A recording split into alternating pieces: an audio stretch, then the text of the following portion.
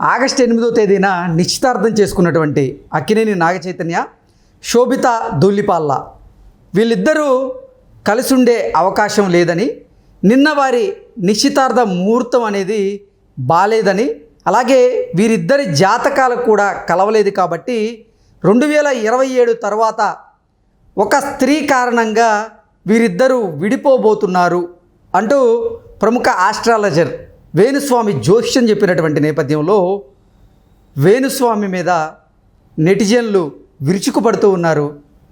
శుభమా అంటూ అక్కినేని వారింట ఒక శుభకార్యం జరుగుతూ ఉంటే మీరు అశుభం మాటలు ఎందుకు పలుకుతున్నారు అంటూ వేణుస్వామిని కొంతమంది నెటిజన్లు టార్గెట్ చేసినటువంటి నేపథ్యంలో అసలు వేణుస్వామి ముహూర్తాన్ని బేస్ చేసుకొని ఇలా ఎలా చెబుతాడు అంటూ కొంతమంది ప్రశ్నిస్తున్నటువంటి నేపథ్యంలో ఈ అంశం మీద మనం విశ్లేషణ చేసుకునేటువంటి ప్రయత్నం చేద్దాం. ప్రస్తుతం మనతో పాటు ఉన్నారు ప్రముఖ సినీ క్రిటిక్ దాసరి విజ్ఞాన్ గారు. విజ్ఞాన్ గారితో మాట్లాడదాం. విజ్ఞాన్ గారు, హాయ్ అండి. గతంలో నాగచైతన్య సమంత వివాహం తరువాత వేణుస్వామి గారు వీరిద్దరూ విడిపోతారు అంటూ జోష్యం చెప్పారు. అలాగే సమంత గారు అలాగే నాగచైతన్య గారు విడాకులు తీసుకోవడం జరిగింది. అది ముగిసిపోయింది. ఇప్పుడు నాగచైతన్య గారు శోభిత గారితో నిశ్చితార్థం చేసుకున్నటువంటి నేపథ్యంలో నిశ్చితార్థ ముహూర్తం అనేది బాలేదు, అలాగే వీళ్ళిద్దరి జాతకాలు కలవలేదు. ఒక స్త్రీ కారణంగా 2027 తర్వాత వీరిద్దరూ విడిపోతారు అంటూ జోష్యం చెబుతూనే వీరిద్దరు కలిసి ఉంటే బాగుంటుంది, నా జోష్యం తప్పవ్వాలని కోరుకుంటున్నా అంటూ కూడా కొన్ని ఆసక్తికరమైనటువంటి వ్యాఖ్యలు చేశారు. దీన్ని కొంతమంది నెటిజన్లు అయితే ఖండిస్తున్నారు. దీన్ని ఎలా చూడాలి? బేసిక్గా వేణుస్వామి అనేవాడు ఒక దొంగ బాబా. సో ఒక నకిలీ ఆస్ట్రాలజర్, వాడికి ఏదో తెలుసు అని చెప్పుకొని బయట తిరిగే అటువంటి ఒక దొంగ బాబా, దొంగ ఆస్ట్రాలజర్. పిచ్చి పిచ్చి పూజలన్నీ చేయించి హీరోయిన్లతో ఏవో డబ్బులు సంపాదించుకునే ఒక రకం. బాగా ఆ హీరోయిన్లు రావాలంటే మనం బాగా ఫేమస్ అవ్వాలి. బాగా ఫేమస్ అంటే నిత్యం యూట్యూబ్ ఛానల్లో ఏదో రచ్చ చేస్తూ తిరుగుతూ ఉంటే బాగా ఫేమ్ వస్తాం. మనం అలా నానుతూ ఉంటే ఏదో ఒకటి చేయొచ్చు అనే రకం వీడు. సో ఈ దొంగల గురించి మాట్లాడుకోవడం ఫస్ట్ దండగా, అయినప్పటికీ ఇతను చేసినటువంటి పని చాలా చండాలమైంది కాబట్టి ఒకసారి మాట్లాడుకోవాల్సి వస్తుంది. వీడేం చేశాడు అంటే ఆ మధ్యకాలంలో రాజకీయ విశ్లేషణ కింద వాళ్ళ జీవిత చక్రాలన్నీ తిప్పేవాడు అనమాట. ఈయన గెలుస్తాడు, ఈయన ఓడిపోతాడు, ఈయన ఇట్ట చేస్తాడు, అట్ట చేస్తాడు, ఈ నెల వచ్చేసరికి ఈయన ఇన్నోట్లతో ఓడిపోతాడు, అట్లా ఏవేవో చెప్పుకున్నాడు. కూర్చున్న ఎలక్షన్లు రానే వచ్చాయి. ఒరే నువ్వేదో చెప్పావు కదరా, ఏమయ్యాయి చూడు, అన్ని తలకిందులు అయ్యాయి అంటే, అబ్బా అలా అయ్యాయా, ఇక నేను చెప్పను పో అని చెప్పేసి పోయాడు అక్కడ. సరే పోయాడు, నువ్వు చెప్పకపోతే మాకేంటి అని చెప్పేసి నోరు మూసుకొని కూర్చున్నాడు వాడు కూడా. తర్వాత ఏమైందంటే వీడు గతంలో చెప్పిన తాలూకా కొన్ని మళ్ళీ వాటి సీక్వెల్స్ వస్తూ ఉన్నాయి వార్తలు. అలా మళ్ళీ జనాలు వచ్చారు, ఒరే నువ్వు అలా నోరు మూసుకుంటే ఎట్లా, మేం బతికేదే నీ మీద కదా, నువ్వు ఎప్పుడు ఏదోటి వాగితేనే కదరా మాకు స్టఫ్, మా రైటర్ చూడు ఎలా కూర్చున్నాడో, కాలు చెప్పుకొని ఎలా పడుకుంటున్నాడో, వాడు కనుక పని చేయాలంటే నువ్వు వాగాలి కదా, నిన్ను నమ్ముకునే వాడు పని చేస్తున్నాడు, మేమందరం చాలా మందిని నిన్ను ప్రోత్సహిస్తాము, అంతెందుకు నువ్వు అనవసరంగా అలాగ మాకు నాలుక కోసుకుంటా అన్నోళ్ళే రోడ్ల మీద తిరుగుతున్నారు ఏదేగా పోండ్రా అని చెప్పేసి, నువ్వెంత చెప్పు దా వచ్చేసి నువ్వు వాగు, మేము ఉండంగా నీ వెనకాల అనగానే మళ్ళీ చక్కగా కూర్చున్నాడు పట్టు చాలువా కప్పుకొని. ఇప్పుడు ఏం చెప్పాడు, ఇప్పుడు ఏమైందంటే గతంలో సమంత నాగచైతన్య పోతారు అని నువ్వే కదరా చెప్పింది, మరి ఇప్పుడు ఆ నాగచైతన్య ఇంకొక ఆమెను పెళ్లి చేసుకున్నాడు, వాళ్ళ జాతకం చెప్తావా అని అడిగారు. ఎందుకు చెప్పను, చెప్తాను, మరి మనం వస్తున్నామంటే ఏదన్నా సంథింగ్ ఒక ప్రోమో ఉండాలి కదా అని చెప్పేసి ముందుగా రేపు నేను చెప్పబోతున్నాను అని చెప్పి ఒక పోస్టర్ రిలీజ్ చేసుకున్నాడు. ఏం చెప్తాడో వీడు అందరు ఎదురు చూడాలని. మళ్ళీ నెక్స్ట్ డే మార్నింగ్ వీళ్ళు ఖచ్చితంగా విడిపోతారు అని చెప్పాడు. ఎందుకురా ఇలా చెప్పావంటే ఆమె కూడా బోల్డ్గా చేసింది పెళ్లి తర్వాత విడిపోయారు, ఈమె ఆల్రెడీ బోల్డ్గా చేసే వచ్చింది కాబట్టి విడిపోతారని చెప్పాను. విడిపోతారు చూడు ఖచ్చితంగా విడిపోయి. ఎందుకంటే నిన్న ఈ గ్రహకూటమి వల్ల ఈయన రాసి ఈమె రాసిని నేను ఇట్టిట్టిట్ట ముడేసి చూస్తే ఎక్కడ కూడా ఏం చేసినా సరే అసలు కలవట్లా, అందుకని చెప్పి తెగుద్ది అని చెప్పా అన్నాడు.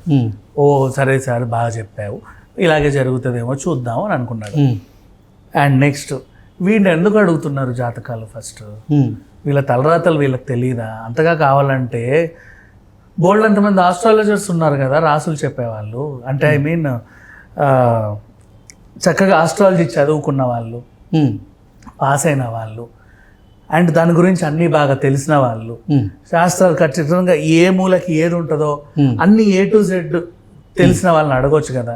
ఈ గాడిద ఇంతకు ముందు ఏం చేసేదంటే వాళ్ళ ఇంట్లో ఈ మనం ఏంటి వుడెన్ చేయించుకుంటాం కదా కబోర్డ్స్, వుడ్ వర్క్, ఆ వుడ్ వర్క్ అది అండ్ మళ్ళీ ఇట్లా మడిచే ఒక చిన్నప్పుడు ట్యూషన్స్లో పెడతారు ఆ బోర్డు, 2 చెక్క కర్రలు ఉంటాయి ఇట్లా మడుస్తారు, దాన్ని అలా తగిలిచ్చేవాడు అనమాట. తగిలిచ్చి ఏదో ఒక దున్నపోతులా నిల్చొని దాని మీద ఏదేదో గీసుకుంటూ చెప్పేవాడు.